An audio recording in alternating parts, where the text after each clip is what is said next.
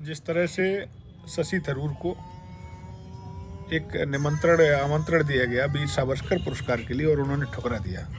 मैं इस पर यह कहना चाहता हूं, क्या कभी किसी ने ऐसा सुना कि कांग्रेस पार्टी ने कभी किसी बीजेपी के नेता को बुलाकर महात्मा गांधी जी के नाम से या जवाहरलाल नेहरू जी के नाम से कोई पुरस्कार देने की कोशिश की हो या उनको कभी बुलाया भी हो? वो आरएसएस के विचार के विरोध में हैं तो हैं, वो भारतीय जनता पार्टी के नेताओं को बुलाकर और अपने जो बड़े नेता रहे हैं उनके नाम से उनको पुरस्कार नहीं देना चाहते। न कभी ऐसी कोशिश हुई जैसी भारतीय जनता पार्टी ने शशि थरूर के मामले पर की। ये सब क्यों होता है, ये कौन लोग करते हैं, ये विचार क्या है?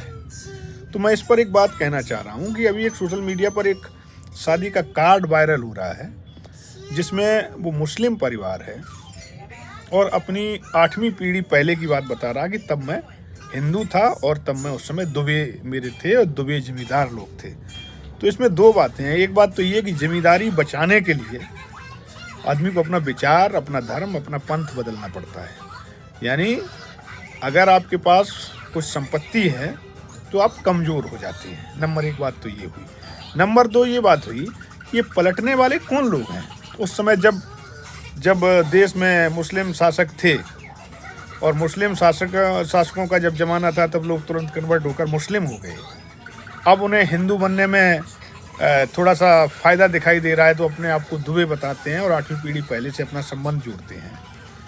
तो ये कौन लोग हैं जो रंग बदलते रहते हैं? ऐसे आज़ादी की बात की जाए तो आज़ादी के समय पर ये इस तरह की आज़ादी चाहते नहीं थे। फिर क्या हुआ, जब उन्हें लगा कि वो हम वैसे कभी जीते ही नहीं पाएंगे तो चलो इसी आज़ादी को अपनी आज़ादी मान लें, इसी तिरंगे को अपना तिरंगा मान लें। तो ये पलटने वाले, बदलने वाला जो विचार है, ये इसी तरह की ऊंची हरकतें करते हैं और इनका थोड़ा बहुत समय कभी कभी आता रहता है। इनका कभी लंबा समय नहीं आ सकता है। ये छोटी मोटी चीज़ों पर कब्जा करके, संसाधनों पर कब्जा करके थोड़ा मोड़ा अपना कुछ कर सकते हैं, लेकिन बड़े लेवल पर ये कोई इनका विचार इतना संकीर्ण है कि जो कभी कभी विस्तृत और पूरे देश पर एक साथ कभी भी इनकी इस तरह की कोई भी हुकूमत नहीं चल सकती, क्योंकि हुकूमतें हमेशा विचार से चलती हैं। छोटे मोटे फ़ायदे लेने देने से हुकूमतें नहीं चलती हैं और ज़माना भी विचार से आता है।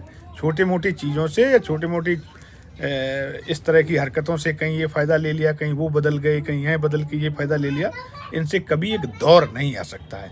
छोटा मोटा समय आ सकता है, ये बात मैं कहना चाहता हूँ। और निश्चित रूप से ये भी मैं कहना चाह रहा हूँ, ये दौर फिर आएगा। इनका छोटा मोटा समय